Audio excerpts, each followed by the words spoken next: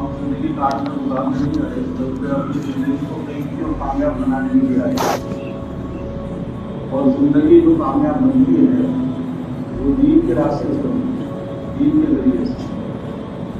دین کے بغیر کامیابی نہیں ہے، جیسے پانی کے بغیر حیات نہیں ہے. اللہ تعالیٰ نے ہر جاندار کو پانی سے حیات دی. تو جیسا ہر جاندار کے حیات کے لیے پانی ضروری ہے، ایسے ہی ہر انسان کی کامیابی کے لیے دین ضروری ہے. جیسے بغیر پانی کے حیات نہیں ہے، ایسے بغیر دین کے کامیابی. اور کامیابی دنیا کے لیے اور آخرت کی ہے. دنیا کی کامیابی کا نام جو ہے وہ ہے پاکیزہ زندگی. جو اپنے عمل کو اچھا بنائے گا تو اللہ تبارک و تعالیٰ وعدہ کر رہا ہے تو اس کو پاکیزہ زندگی دی ہے. مرد ہو یا عورت ہو، شرعی ایمان من عمل صالحا من ذکر او انثی وهو مؤمن فلنحیینہ حیاۃ طیبہ. جو بھی اپنے عمل کو اچھا بنائے، مرد ہو یا عورت ہو، بشرطے وہ مومن ایمان والا ہو، تو اللہ وعدہ کر رہا ہے کہ اس کو دنیا میں پاکیزہ زندگی دی ہے. اور علماء یہ فرماتے ہیں کہ پاکیزہ زندگی وہ ہوتی ہے جس میں دلوں میں سکون ہوتا ہے. اور پاکیزہ زندگی کی سب سے پہلی پہچان یہ ہے کہ اللہ تعالیٰ دلوں میں سکون ڈالتے ہیں. دلوں کا اطمینان، دلوں کا چین وہ چیزوں سے حاصل نہیں ہوتا ہے. آج یہ دھوکہ لگ گیا ہے کہ ہمارے گھر میں اچھی چیزیں ہوں گی اور مال ہوگا تو ہم سکون سے زندگی گزاریں گے. حالانکہ یہ بالکل دھوکے کی بات ہے. چیزوں سے اور عہدوں سے اور مال سے سکون کا کوئی تعلق نہیں، بلکہ سکون کو اللہ تعالیٰ نے اپنی یاد سے جوڑا. اللہ بذکر اللہ تطمئن، کہ اللہ کی یاد میں دلوں کا اطمینان، دلوں کو اطمینان ہو جاتا ہے. اللہ کے ذکر دل جو ہے نا سینے کے اندر لٹکا ہوا ہوتا ہے. دل کا منہ اوپر کو ہوتا ہے اور نسیں جو ہیں وہ اوپر سے آتی ہیں دل کے اندر. تو سکون جو ہے وہ اوپر سے آئے گا، اللہ سے ملے. سائڈ کی چیزوں سے حاصل نہیں ہوگی. کمرہ ایئر کنڈیشنڈ ہے اور موٹا گدا ہے، نرم تکیہ ہے اور پوری رات آدمی کروٹیں بدلنا، سکون نہیں ہوگا. ایک بزرگ ایک چھوٹی سی کاروباری سنا رہے تھے کہ ہمارا ایک ملک میں جانا ہوا. ان بزرگ نے فرمایا کہ ہمارا ایک ملک میں جانا ہوا جماعت میں، تو وہاں پہ فرماتے تھے کہ ہم بیمار ہو گئے. تو وہ بڑا مالدار ملک اور بہت ترقی یافتہ، ہر قسم کی آرام کی چیزیں وہاں پہ مہیا ہیں. تو فرماتے تھے کہ ہمارے ساتھیوں نے مل کے ہمیں داخل کر دیا ہاسپٹل میں.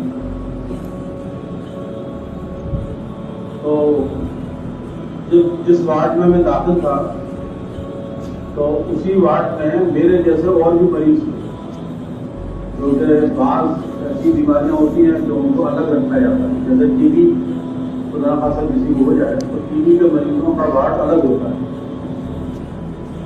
یہ سب ٹی بی کے مریض ہیں اور اس طریقے کی کوئی بیماری تھی تو ہمارے تھے کہ ہمیں الگ وارڈ میں رکھا گیا. اور میں اکیلا مسلمان تھا، مجھ پر انگریزی آتی تھی. تو یہ بتا رہے تھے کہ شام میں مغرب کے بعد نرس جو تھی وہ روزانہ ہر مریض کو، مطلب باقی مریض جو تھے وہ اسی ملک کے باشندے تھے، انگریز گورے جو ہوتے ہیں وہ اسی ملک کے تھے سارے عیسائی. تو بتا رہے تھے کہ روزانہ مغرب کے بعد وہ ایک نرس آتی تھی اور وہ ہر مریض کو کسی کو ایک گولی، کسی کو 2 گولی روزانہ دے کے اور میرے پاس سے گزر کے نکل جاتی تھی. تو مجھے شبہ ہوا کہ جب مرض ایک ہے سب کا تو مجھے بھی دوا دینی چاہیے. دوا سکتی ہے تو مجھے دوا دینی چاہیے، مجھے دوا دینی تھی شام کو. تو یہ بتا رہے تھے کہ وہ ایک صاحب ہندوستان کے میرے ذہن لینے آیا کرتے تھے روزانہ. تو ان سے میں نے کہا کہ ذرا اس نرس سے پوچھو جا کے کہ یہ شام میں سب کو دوا دیتی ہے اور مجھے دوا نہیں دیتی ہے. تو وہ گئے کسی نے کہیں تو آ کر انہوں نے بتایا کہ جب میں نے اس سے پوچھا تو اس نرس نے یہ کہا، وہ ہنسی ایک دم جھٹکا مار دی اور کہنے لگی کہ وہ دوا نہیں ہوتی ہے بلکہ وہ نیند کی گولیاں ہوتی ہیں، اور کسی کو ایک گولی کوئی کہتا ہوں کہ 2 گولی میں کم نیند آئے گی، کسی کو میں 2 دیتی ہوں، کسی کو 1 دیتی ہوں، تو سب کو نیند کی گولیاں مارتی ہیں، اسے کھاتے ہی لوگ ہم میں سمجھا کہ وہ دوا نہیں ہے بلکہ نیند کی گولیاں ہیں۔ پھر یہ کہہ رہے تھے کہ مجھ پر انگریزی آتی نہیں تھی، لیکن پھر بھی میں ان کی گفتگو کو سنا کرتا اور یہ کیا بات کرتے ہیں ہم، تو وہ سارے کے سارے پرابلم کو زیادہ بولتے تھے، پرابلم کرتے رہتے، اور مجھ پر انگریزی آتی نہیں تھی، تو میں نے یہ سمجھا کہ یہ پرابلم بھی کوئی مرض ہوتا ہے جس کو یہ بار بار کہہ رہے ہیں، یہ کوئی مرض پیدا ہوا ہوگا جس کو کہتے ہیں پرابلم۔ تو پھر وہ صاحب آئے تو میں نے ان سے کہا، میں نے کہا بھائی یہ پرابلم کون سا مرض ہے، تو وہ پھر ہٹا مارے جہاں سے کہنے کہ مولانا یہ پرابلم مرض نہیں ہے، یہ ان کی مصیبتیں ہیں، جو آپ اس میں پرابلم کرتے رہتے ہیں، یہ ان کی مصیبتیں ہیں۔ تو مولانا فرما رہے تھے کہ ترقی یافتہ ملک کا یہ حال میں نے اپنی آنکھوں سے دیکھا، اور پھر اس نرس نے یہ بتایا جب انہوں نے جا کے یہ کہا کہ آپ ہمارے مریض کو گولی نہیں دیتی، تو وہ ہنسی اور اس نے کہا کہ آپ کا مریض تو شام سے ہی خراٹے لے کے سوتا ہے، اس کو گولی کی کیا ضرورت ہے؟ کہ آپ کا جو مریض ہے اس کو شام سے ہی خراٹے آنے لگتے ہیں، ان کو خراٹے لے کر رات پر سوتا ہے، تو اس کو تو گولی کی ضرورت ہی نہیں ہے۔ بولا جو میرے بارے میں کہا ہے یہ تو خراٹوں کے ساتھ سوتے ہیں، اور یہ جو ہے ان کو تو گولی کھا کے بھی نیند نہیں آتی تھی۔ بتا رہے تھے کہ آپس میں بات کرتے تھے تو کچھ سمجھنے لگا تھا، تو کوئی کہتا تھا کہ 3 بجے کا اٹھا ہوا ہوں، کوئی کہتا تھا 2 بجے کا اٹھا ہوا ہوں، گولی کھانے کے بعد یہ حال تھا ان لوگوں۔ تو میرے پیارے بھائیوں، یہ سکون جو ہے نا دل کا، یہ چیزوں سے حاصل نہیں ہوتا ہے۔ یہ ترقی یافتہ چیزیں، ترقی یافتہ ملکوں میں چیزیں پھیلی پڑی ہیں اور لوگ خودکشی کر رہے ہیں، تو خودکشی کیوں کر رہے ہیں جب چیزیں موجود ہیں، پیسے موجود ہیں؟ تو وجہ کیا ہے کہ ان کے پاس وہ چیز نہیں ہے جس میں سکون رکھا ہے، وہ چیز نہیں ہونا۔ 2012 میں ہماری جماعت امریکہ میں تھی، تو وہاں ڈیٹرائٹ ایک شہر ہے، اس میں ایک مسجد ہے عمر بن خطاب، تو اس میں ہماری جماعت ڈیلی ہوئی تھی، ہم 7 کھاتے تھے۔ تو ایک صاحب نے بتایا کہ صاحب آج شام میں جنید منشا آنے والے ہیں، ان کا بیان ہے۔ پھر وہ آگے ان سے ہماری ملاقات ہوئی، انہوں نے بیان کیا۔ اس بیان میں انہوں نے ایک بات کہی کہ میں جوان تھا اور چھوٹی جوان تھے سر، انہوں نے کہا کہ میں یہ سمجھتا تھا کہ شہرت میں اور دولت میں سکون ہے، شہرت حاصل ہوتا ہے اور دولت حاصل ہوئی، بس یہ 2 چیزیں ہیں، اس میں سکون کیا ہے۔ تو یہ بتا رہے تھے، خود ہم نے سامنے بیٹھ کر ان کا بیان سنا، اور انہوں نے بیان یہ کہا کہ میں نے ساری توانائی اور پوری طاقت اپنی جوانی کی ان 2 چیزوں کو حاصل کرنے میں لگا، تو مجھے یہ 2 چیزیں حاصل ہو جائیں، شہرت حاصل ہو جائے اور دولت حاصل ہو جائے۔ ایک رات کے بہت پیسے نہیں تھے، جو بتا رہے تھے کہ دونوں چیزیں حاصل ہو گئی، سکون حاصل ہو گیا، رات میں جھٹکے سانپ ہوتے، اگر اللہ کا ہارٹ اٹیک ہو جائے، اور پوری دنیا مجھے جان دی، اور میرے بڑے بڑے فوٹو اور لگے رہتے تھے سڑک کے کنارے، اور لڑکے مجھ سے نوجوان میرے عمر عاشق بالکل، لیکن سکون نام کا نام سکون کھائی نہیں۔ خیر وہ بہت لمبی کی کارگزاری ہے جو سنائی انہوں نے، لیکن مختصر یہ بتائی کہ ایک بزرگ کے حضور میں حاضر ہوا، میرا ایک دوست لے کے گیا، اور میں نے ان سے یہی بات کہی کہ حضرت میں نے دونوں چیزیں حاصل کر لی، دولت بھی اور شہرت بھی، لیکن سکون حاصل نہیں۔ تو یہ بتا رہے تھے کہ میں بیٹھا ہوا تھا، تو انہوں نے ہاتھ مارا میرے دائیں گھٹنے پہ ایسے، اور یہ فرمایا کہ تیز درد ہو رہا ہے گھٹنے میں اور دوا لگا رہا ہے، تو سکون حاصل کیسے ہوتا ہے؟ جو راستہ تم نے اختیار کیا ہے وہاں سکون ہے ہی، جب سکون نہیں ہے تو اس راستے میں ملے گا کیسے؟ جب سکون ہے ہی اس راستے میں، شہرت اور دولت کا جو راستہ تم نے اختیار کیا ہے وہاں سکون ہے ہی نہیں، جب ہے ہی نہیں تو ملے گا کیسے اس راستے میں؟ اور جو سکون والا راستہ اللہ نے بتایا ہے اپنے نبی کے ذریعے، وہ راستہ تم نے اختیار نہیں کیا۔ وہ تو یہ ہے کہ اللہ والے بن جاؤ، دل سے بھی اللہ کے بنو، بدن سے بھی اللہ کے بنو۔ دل سے اللہ کا بننا اس کا نام ایمان ہے، اور بدن سے اللہ کا بننا اس کا نام اسلام ہے۔ دل میں وہ ایمان آ جائے جو اللہ چاہتا ہے، اور بدن سے وہ اعمال ظاہر ہونے لگے جو اللہ کو پسند ہے، یہ آدمی کہلائے گا اللہ والا ہے، یہ اللہ کا بن گیا، اس کا دل بھی اللہ کا بن گیا اور بدن بھی اللہ کا بن گیا۔ اور جو اللہ کا بن جاتا ہے تو سب سے پہلی نعمت یہ ملتی ہے کہ اللہ اس کا بن جاتا ہے۔ جو اللہ کا ہو گیا اللہ اس کا ہو گیا، من کان للہ کان اللہ ہو، جو اللہ کا بن گیا اللہ اس کا بن گیا۔ اور اللہ جب کسی کا بن گیا تو پھر اللہ کا سارا لشکر اس کے فیور میں ہے۔ موسیٰ علیہ السلام جا رہے ہیں فرعون کی طرف دعوت دیں تو انہوں نے خدشہ ظاہر کیا کہ مجھے وہ ہلاک نہ کر دے، تو اللہ نے فرمایا کہ اے موسیٰ میں تمہارے ساتھ، اور میں دیکھتا بھی اور سنتا بھی۔ اور جب اللہ کسی کے ساتھ ہے تو اللہ کا پورا لشکر اس کے ساتھ ہے، اور اللہ کا پورا غیبی نظام اس کے ساتھ ہے۔ جب اللہ نے کہہ دیا کہ میں تمہارے ساتھ، جب اللہ ساتھ ہو گیا تو اللہ کا پورا غیبی نظام اس کے ساتھ ہے، اور اللہ کا پورا لشکر اس کے ساتھ ہو گیا، وہ اللہ جس کے ساتھ ہو گیا، اور اللہ خود کہہ رہے ہیں کہ میں تمہارے ساتھ ہوں۔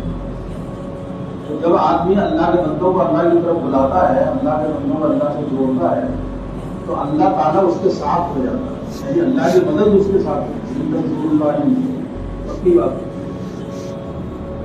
تو خیر وہ ہمارے جو بتا رہے تھے کہ اردو نے فرمایا کہ یہ راستہ اس سے تم توبہ کرو، اور جو راستہ اللہ کے رسول لے کر کے آئے ہیں، شریعت سنت والا راستہ، جس کو روزانہ ہم ادا کرتے ہیں، ہر نماز میں مانگتے ہیں کہ دن الصراط المستقیم، دکھا دے ہمیں سیدھا راستہ۔ تو جو راستہ نبیوں والا ہے، اور جو راستہ اللہ کے رسول کا ہے، اور جو راستہ شریعت و سنت والا ہے، جو راستہ ایمان اور اعمال والا ہے، جو راستہ ہدایت والا ہے، جو رب چاہی زندگی ہے، اور جو انعمت علیہم والا راستہ ہے، اس راستے کو تم اختیار کرو۔ اس میں سکون ہی سکون ہے، چین ہی چین ہے۔ تو میں بتا رہے تھے کہ بس میں انہیں کے سامنے توبہ کی اور پھر میری پوری زندگی بدلی۔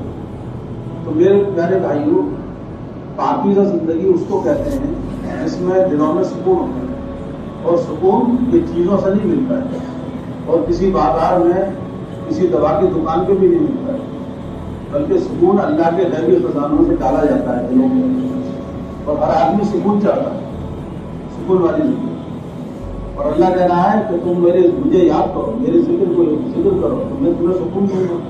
سکون اللہ کی طرف سے آئے گا، اللہ کے خزانے سے آئے گا، اور وہ اللہ کی یاد کے ذریعے سے آئے گا، اللہ کے ذکر کے ذریعے سے۔ نماز پڑھیں گے سکون ملے گا، قرآن کی تلاوت کریں گے تو سکون ملے گا، تسبیح پڑھیں گے تو سکون ملے گا۔ یہ سکون کے راستے ہیں سارے، جو اللہ کے رسول نے بتائے ہیں۔ اس کے برخلاف اللہ تعالیٰ نے دوسری آیت میں یہ فرمایا جس کا مفہوم ہے کہ اگر تم میرے ذکر سے اعراض کرو گے، یعنی ذکر کرنے میں تو سکون آئے گا، چین آئے گا، اور اگر ذکر سے اعراض کرو گے، ذکر سے بھاگو گے، ذکر نہیں کرو گے اللہ کا، تو اللہ تعالیٰ دھمکی دے رہا ہے کہ میں تمہاری زندگی کو اجیرن کروں، تنگ کر دی جائے گی زندگی، اجیرن، اجڑی ہوئی زندگی۔ اللہ تعالیٰ دلوں کو اجاڑ دیتے ہیں، اجڑا ہوا دل بالکل بے چین پریشان۔ تو زندگی کو اللہ کہہ رہا ہے کہ اگر تم میرے ذکر سے اعراض کرو گے تو میں تمہاری زندگی کو اجیرن کروں، اور قیامت کے دن تم اندھے اٹھائے جاؤ، دنیا میں بھی پریشانی، آخرت میں بھی پریشانی۔ تو اللہ کو یاد نہیں کرتا، جو اللہ کی طرف نہیں آتا ہے، وہ تو دنیا میں بھی مصیبتوں میں گرا رہتا ہے۔ یہ بزرگ نے فرمایا کہ جس کی زندگی بگڑی ہوئی ہوتی ہے تو مصیبتیں شکلیں بدل بدل کر آتی ہیں، مصیبتیں ایسے ٹوٹتی ہیں جیسے تسبیح کا ٹاکا ٹوٹ جائے تو دانے ایک کے بعد ایک گرتے چلے جاتے ہیں۔ جب زندگی بگڑی ہوئی ہوتی ہے تو مصیبتیں شکلیں بدل بدل کے آئیں گی۔ اور انہوں نے یہ فرمایا کہ اگر ایک مصیبت ٹلتی بھی ہے، کوئی مصیبت آئی اور اس نے بھاگ دوڑ کی، محنت کی، کوشش کی، دھویا تو مصیبت ٹلی، لیکن اگر زندگی بگڑی ہوئی ہے اور زندگی نہ بدلی تو یہ فرما رہے تھے کہ وہ مصیبت ٹلتی نہیں ہے، بلکہ مصیبت شکل بدلنے جاتی ہے۔ اگر زندگی بگڑی ہوئی ہے اور اللہ سے دوری ہے اور نبی کے طریقوں کو چھوڑے ہوئے ہے، یہ آخرت کو بھولے ہوئے ہے، اور اللہ کی نافرمانی کے ساتھ یہ زندگی گزار رہا ہے، تو کوئی مصیبت اگر ٹلتی بھی ہے اور ختم بھی ہوتی ہے تو ٹلتی نہیں ہے، بلکہ وہ شکل بدلنے کے لیے چاہتی ہے، اب دوسری شکل میں آنے والی ہے، اس سے بڑی شکل میں آئے گی، بھاری شکل۔ جیسے فرعون نے ظلم کیا، بچوں کو قتل کرایا، ایک تو قحط آیا 7 سال کا، اور اللہ تعالیٰ نے بدل بدل کے شکلیں بدل بدل کے عذاب بھیجا، عذاب آنے لگی، اس کے اوپر عذاب آنے لگی، اس کی قوم کے اوپر عذاب آنے لگی، میڈک کا عذاب، فردی کا عذاب، خون کا عذاب آیا۔ یعنی فرعون کی قوم کے جو کنویں تھے ان کنویں کے اندر پانی خون میں بدل گیا، خون کہ بھر رہے ہیں پانی اور آ رہا ہے خون، پانی کی جگہ خون۔ میڈک کا عذاب آ گیا، میڈک ہی میڈک، اتنا پریشان ہو گیا۔ تو مصیبتیں شکلیں بدل کے آتی ہیں اللہ کی طرف سے۔ اگر آدمی توبہ نہیں کرتا اور اپنی زندگی کو نہیں بدلتا ہے اور اللہ سے اپنا معاملہ صحیح نہیں کرتا ہے تو پھر اللہ تبارک و تعالیٰ اس کی بگڑی ہوئی زندگی کی وجہ سے اس کے اوپر دنیا میں مصیبتیں لاتے ہیں، پریشانیاں آتی ہیں اور آخرت میں ہمیشہ کے لیے نامراد ہو جائے۔ جیسے گندا انڈا ہوگا نہیں، گندا انڈا، وہ گندا انڈا نہ کھانے کے کام کا نہ بچے کے کام۔ تو عورتیں بچوں کو دے دیجیے، باہر ڈال کے آؤ، چھوڑ کے آؤ، وہ گندا ہو چکا ہے اندر سے۔ تو جب وہ پھوٹتا ہے تو اس کی اتنی بدبو ہوتی ہے کہ آپ سن نہیں سکتے، اتنا گندا اندر سے ہو جاتا ہے۔ انسان جب بگڑ جاتا ہے نا تو گندے انڈے کی طرح ہو جاتا ہے، اس کا یقین جب بگڑ جاتا ہے تو اس کا دل سڑ جاتا ہے، بگڑا ہوا یقین۔ مال سے زندگی کے بننے کا یقین یہ ہے بگڑا ہوا یقین کہ مال سے زندگی بنے گی۔ حالانکہ زندگی مال سے نہیں بنے بلکہ زندگی اعمال سے بنے۔ اللہ زندگی بناتا ہے اور وہ رسول اللہ صلی اللہ علیہ وسلم کے طریقے پر زندگی بناتا ہے۔ زندگی چیزوں سے نہیں بنتی ہے، زندگی مال سے نہیں بنتی ہے، اور زندگی عہدوں سے نہیں بنتی، اور زندگی حکومت سے نہیں بنتی، بلکہ زندگی اللہ بناتا ہے اور حضور صلی اللہ علیہ وسلم کے طریقے پر بناتا ہے۔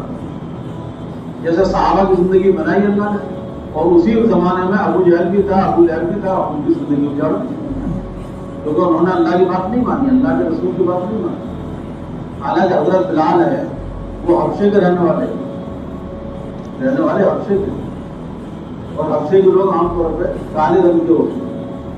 حضرت بلال حبشی سیدنا بلال کہلاتے ہیں، سیدنا بلال، اور رہنے والے حبشے کے، اور رنگ ہے کالا، اور غلام ہے دنیا کے اعتبار سے۔ یہ حیثیت دنیا کے اعتبار سے غلام کی کیا حیثیت ہے؟ لیکن جب وہ ضابطہ اللہ نے جو بنایا ہے نا کامیابی کا، لا الہ الا اللہ محمد رسول اللہ، یہ ضابطہ ہے کامیابی، اس ضابطے پہ آ گئے تو اللہ تعالیٰ نے انہی حالات کے اندر ان کو کامیاب کر دیا۔ سیدنا بلال بن گئے، سیدنا بلال، اور 3 نسبتیں عطا فرمائی اللہ تعالیٰ، اتنی بڑی بڑی نسبتیں ہیں جو حضرت بلال کو ملی۔ ایک نسبت تو یہ عطا فرمائی کہ حضور پاک صلی اللہ علیہ وسلم کی مسجد کا مؤذن بنا دیا، اذان دیتے تھے حضرت بلال، سفر میں اثر میں ہر جگہ اذان کی ذمہ داری انہیں کی تھی، اذان بلالی۔ یعنی کتنی بڑی حیثیت ہے، کتنا بڑا مرتبہ ہے کہ امام ہے حضور اور مؤذن ہے بلال، کتنا بڑا مرتبہ ہے۔ امام ہے حضور اور مؤذن ہے بلال، کہ اذان بلال کی ہے، بلال کی اذان۔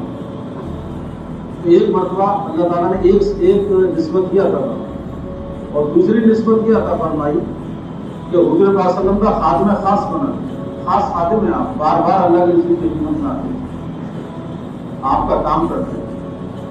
جو خادم ہوتا ہے نا اسے بار بار صحبت میں جانے کا موقع ملتا ہے، اور اللہ کے رسول کی صحبت کیا ٹھکانا ہے۔ ایک صحابی کے برابر ساری دنیا کے اولیاء اللہ نہیں پہنچ سکتے، ساری دنیا کے اولیاء اللہ مل کر کے ایک صحابی کے مقام کو نہیں پہنچ سکتے۔ صحابی کا وہ مقام ہے کیونکہ انسان علم حاصل کر لے گا، عبادت کر لے گا، لیکن وہ نظر کہاں سے لائے گا جس نے حضور کو دیکھا۔ صحبت اتنی بڑی چیز ہوتی ہے، ایمان کی حالت میں اللہ کے رسول کو دیکھنے والا وہ صحابی ہے۔ تو حضرت بلال بار بار آ رہے ہیں اللہ کے رسول کی صحبت میں، بار بار صحبت ملنے کی تو معمولی بات ہے۔ اور تیسری نسبت یہ عطا فرمائی کہ اللہ کے رسول صلی اللہ علیہ وسلم کا خزانچی بنا دیا، اکاؤنٹنٹ، کہ قرضہ اگر لینا ہوتا تھا حضور کو تو حضرت بلال قرضہ لاتے اور بلال ہی قرضہ ادا کرتے تھے آپ کو، تو روپے پیسے کا حساب بھی حضرت بلال کے پاس رہتا، اکاؤنٹنٹ تھے آپ حضور صلی اللہ علیہ وسلم۔ خادم خاص ہیں، مسجد نبوی کے مؤذن ہیں، بہت اکاؤنٹنٹ ہیں اللہ کے رسول صلی اللہ علیہ وسلم نماز کے لیے جگایا کرتے تھے، فجر کی نماز کے لیے حضور پاک صلی اللہ علیہ وسلم تہجد کی نماز پڑھتے تھوڑا آرام کرتے تھے، اور حضرت بلال پر نماز کے لیے جگایا کرتے تھے۔ کیا شان ہے آپ۔ اور ایک مرتبہ یہ فرمایا کہ بلال تیرا کون سا ایسا عمل ہے کہ جنت میں تیرے جوتوں کی آواز میں نے سنی، یعنی حضور کے ساتھ جنت میں چلنا ہے اور اللہ کے رسول صلی اللہ علیہ وسلم ان کی جوتوں کی آواز سننا ہے۔ تو عرض کیا کہ یا رسول اللہ میرا اور تو کوئی ایسا عمل نہیں ہے، بس یہ ہے کہ میرا جب وضو ٹوٹ جاتا ہے تو میں وضو کر لیتا ہوں اور 2 رکعت تحیۃ الوضو پڑھ لیتا ہوں، یہ عمل ہے۔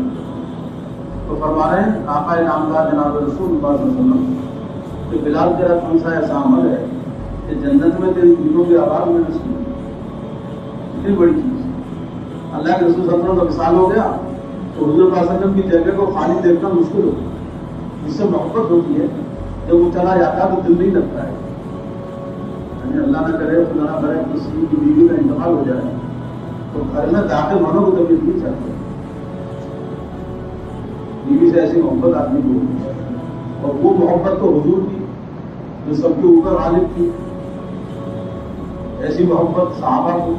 ایک صحابی تو یہ کہتے ہیں کہ یا رسول اللہ میں آپ کی مجلس سے اٹھ کے جاتا ہوں، گھر جاتا ہوں تو آپ کی ایک دم یاد آتی ہے، حالانکہ ابھی اٹھ کے گئے لیکن آپ کی ایک دم یاد آتی ہے مجھے، تو میں فوراً آ کر کے آپ کی زیارت کر لیتا ہوں، اور میرا گمان یہ ہے کہ اگر میں آپ کو نہ دیکھوں واپس آ کر تو میری جان نہیں لگے۔ کچھ ٹھکانا ہے اس محبت کا، ابھی اٹھ کے گئے اور یہ فرمانا ہے کہ میں گھر جاتا ہوں اور آپ کا ایک دم خیال آتا ہے مجھے، تو مجھے ایسا لگتا ہے کہ اگر میں آپ کی زیارت نہ کروں آپ کے چہرے کی تو میری جان نہیں لگے۔ ایسی محبت کی تھی اللہ تعالیٰ نے اپنے نبی کی، صحابہ اکرام صحابہ یہ تھوڑی بنے ہیں میرے بھائی دوست، سب کچھ قربان اس محبت کے لیے۔ ایسی محبت اللہ نے بتائی صحابہ اکرام۔ تو میں یہ عرض کر رہا تھا کہ حضرت بلال دنیا کے اعتبار سے غلام ہے، رب بھی کالا ہے، اچھے کے رہنے والے ہیں، لیکن اس دین پر آ گئے، اس ضابطے پر آ گئے جس ضابطے پہ انسان کامیاب ہوتا ہے، اللہ تعالیٰ نے ان کو کامیاب کر دیا، وہ کامیاب ہو گئے، سیدنا بلال بن گئے۔ اور اسی زمانے میں ابو لہب بھی تھا، سب جانتے ہیں ابو لہب حضور پاک صلی اللہ علیہ وسلم کا سگا چچا، نبوت کے خاندان کا ہے، حضور کا سگا چچا ہے، بہت مالدار ہے، 1 کروڑ کی آمدنی، ایک دوری فرما رہے تھے ابو لہب کو اس وقت میں جو بھی کرنسی رہی ہو اس وقت میں 1 کروڑ سالانہ کی آمدنی، 1 کروڑ، آج سے 56 سال پہلے، اتنا مالدار ہے اور خوبصورت بہت، اس کے رخسارے انگاری کی طرح سرخ تھے، اور رسول اللہ صلی اللہ علیہ وسلم کا سگا چچا اور نبوت کے خاندان کا ہے اور مکے کا سردار ہے، یعنی جتنی چیزیں ہو سکتی ہیں دنیا کے اعتبار سے وہ ساری چیزیں اس کو حاصل ہیں، لیکن اللہ کے رسول صلی اللہ علیہ وسلم کامیابی کا جو کلمہ لے کے آئے اس کلمے کو اس نے نہیں دیا، بلکہ اس کے خلاف اللہ کے پیارے رسول صلی اللہ علیہ وسلم کو ستایا، اور آپ جب دعوت دیتے تھے لوگوں کو اور فقیروں کا ذہن بنایا کرتے تھے تو یہ شور مچا دیتا تھا، تو یہ کہتا تھا یہ میرا بھتیجا ہے، نعوذ باللہ یہ مجنون ہو گیا ہے، تو اس کی بات مت مانو۔ تو قبیلے والے جو تھے وہ کنفیوز ہو جاتے تھے، اللہ کے رسول اللہ کا ذہن بناتے تھے اور آپ دعوت دیتے تھے کہ تم اس کا اقرار کرو کہ اللہ ایک ہے، میں اس کا رسول ہوں، تم میرا ساتھ دو تاکہ میں اللہ کا پیغام لوگوں تک پہنچا سکوں، اور ذہن بن رہا ہے، لیکن ایک دم سے پیچھے آتے اور یہ کہتا تھا کہ یہ میرا بھتیجا ہے، تم اس کی بات مت مانو۔ تو لوگ کنفیوز ہو جاتے تھے یہ سوچ کے کہ بھائی سگا چچا جب یہ کہہ رہا ہے تو چچا زیادہ جانتا ہے ان کو یا ہم زیادہ جانتے ہیں، زیادہ قبیلے جو تھے وہ ذہن بنتا اور بگڑ جاتا تھا ان کو، لیکن حضور صلی اللہ علیہ وسلم پلٹ کے جواب نہیں دیتے اور بحث نہیں کرتے تھے، بلکہ آپ آگے بڑھتے تھے اور اپنے کام میں لگے رہتے تھے، اس طرح کام کیا ہے۔ تو ابو لہب سردار بھی ہے، خوبصورت بھی ہے، مالدار بھی ہے، اور حضور پاک صلی اللہ علیہ وسلم کا سگا چچا بھی ہے، نبوت کے خاندان کا بھی ہے، ساری نسبتیں حاصل ہیں، لیکن جو ضابطہ ہے کامیابی کا اس پر نہیں آیا۔ اللہ تعالیٰ کی کسی میں رشتے داری نہیں ہے، اور اللہ نہ صورتوں کو دیکھتے ہیں نہ مال کو دیکھتے ہیں، اللہ تعالیٰ دل اور اعمال کو دیکھتے ہیں، اس کا عمل کیسا ہے اور اس کا دل کیسا ہے، دل کے اندر کیا ہے۔ चुनाचा अबू लहब नाकाम और नामराद हो गया और उसकी नाकामी का डिक्लेरेशन अल्लाह ताला ने कुरान में किया, तब्बत यदा अबी लहब व तब। ये पूरी सूरत उसी के बारे में नाजिल हुई कि कैसा अजाब दिया जाएगा कि आग की भट्टी में रस्सी उसके गले में डाली गई। तो हमेशा हमेशा के लिए नाकाम और नामराद हो गया, क्योंकि अल्लाह के प्यारे रसूल सल्लल्लाहु अलैहि वसल्लम जो तरीका लेके आए और जो कलमा लेके आए उस कलमे को नहीं लिया, और जो तरीका लेके आए उस तरीके पर नहीं आया, तो नाकाम नामराद हो गया। तो मेरे प्यारे भाइयों, एक पक्की बात है जिसमें कोई तब्दीली नहीं होगी क़यामत तक, कि जो भी अल्लाह के प्यारे रसूल सल्लल्लाहु अलैहि वसल्लम के लाए हुए दीन पर चलेगा, अल्लाह ताला दुनिया आखिरत में उसको कामयाब करेगा। दुनिया में उसको पाकीज़ा जिंदगी मिलेगी, जिसको हयात तैयबा कहते हैं, और आखिरत में उसको नजात मिलेगी। इसलिए कहते हैं इस दीन के अंदर दुनिया की सलामती है और आखिरत की निजात। दुनिया में पाकीज़ा जिंदगी है और आखिरत के बारे में फरमा दिया, तो मंजूर ज़ियानार वो उदखिलल जन्नत फ़क़द फ़ाज़, कि जो जहन्नम से बच गया और जन्नत में चला गया बस कामयाब हो गया। और उलमा ये कहते हैं इसमें डबल कामयाबी है, आखिरत की डबल कामयाबी है। एक तो जहन्नम से बच जाना खुद एक कामयाबी है, भाई कोई आदमी किसी मुसीबत से बचा लिया जाए तो वो भी तो एक कामयाबी है ना, तो उसको जहन्नम से बचा दिया गया, ये भी खुद कामयाबी है। और जन्नत में दाखिल हो जाना ये दूसरी कामयाबी है। तो डबल कामयाबी है इस आयत के अंदर। उलमा कहते हैं कि जो जहन्नम से बचा दिया गया, जन्नत में दाखिल कर दिया गया, बस हो गया कामयाब। तो डबल कामयाबी मिलेगी आपको, जहन्नम से महफूज हो जाएगा, जन्नत में दाखिल हो जाएगा। तो दुनिया की वक्ती कामयाबी और आखिरत की असली कामयाबी हमेशा नहीं करना। इन दोनों को अल्लाह ताला ने एक ही तरीके जिंदगी में रखा है और उसी तरीके जिंदगी को दीन कहते हैं, ये दीन इस्लाम है। दुनिया में पाकीज़ा जिंदगी है और पाकीज़ा जिंदगी की पहचान मैंने आज किया कि पहली पहचान ये है कि उसके दिल में सुकून आए, और दूसरी अलामत यह है कि अल्लाह ताला उसके दिल में मोहब्बत डाल देता है। महबूबियत वाली जिंदगी मिलती है, सबका महबूब बन जाता है, महबूब खलायक उसको कहते हैं। और फिर अल्लाह का भी महबूब बन जाए, तो अल्लाह का महबूब बन जाता है ना, तो अल्लाह ताला उसकी मोहब्बत को मखलूक में डाल देता है। हर मखलूक उससे मोहब्बत करती है, हर मखलूक उससे मोहब्बत करती है, तो महबूबियत मिलती है। और अल्लाह तबारक व तआला इज्जत की जिंदगी देते हैं। इज्जत जो है ना वो ईमान और अमाल के साथ। आज में अपने ईमान को बनाएगा, अपने अमाल को बनाएगा तो इज्जत वाला बनेगा। हर जमाने में अल्लाह वालों ही को इज्जत मिली है, सच्ची इज्जत जिसको कहते हैं, ईमान वालों ही को इज्जत मिली। नबियों की पूरी जमात, सहाबा की पूरी जमात, ये सब इज्जत वाले लोग हैं जिनको इज्जत दिया था। उनके नामों पर मस्जिदों के नाम रखे जाते हैं, बच्चों के नाम रखे जाते हैं, उनके नाम को इज्जत के साथ दिया जाता है। हजरत इब्राहिम अलैहिस्सलाम, नबियों का कभी में से किसी का नाम आएगा हजरत इब्राहिम अलैहिस्सलाम, सहाबा में किसी का नाम आएगा तो हजरत अबू बकर सिद्दीक रज़ियल्लाहु ताला। पहले हजरत लगेगा, फिर बीच में नाम आएगा, फिर दुआया कलिमात। ये दुआया कलिमात कहलाते हैं। हर नबी के साथ दुआया कलिमात अलैहिस्सलाम, हुजूर पाक के नाम के साथ सल्लल्लाहु अलैहि वसल्लम, सहाबी के नाम के साथ रज़ियल्लाहु ताला, अल्लाह जो औलिया अल्लाह जो गुजरे हैं उनके नाम के साथ रहमतुल्लाह है। कोई जिंदा अल्लाह का वली होता है उसके साथ भी दामद बरकत भी रहा है, खाली नाम नहीं देते।